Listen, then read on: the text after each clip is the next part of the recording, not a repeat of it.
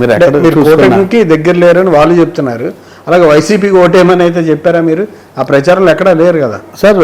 ఏం జరిగిందంటే నన్ను పార్టీ నా మీద యాక్షన్ తీసుకోక ముందు కూడా ఎన్నికల కార్యక్రమాలు జరుగుతున్నప్పుడు, సమావేశాలు జరుగుతున్నప్పుడు ఏ రోజు నన్ను పిలలేదు.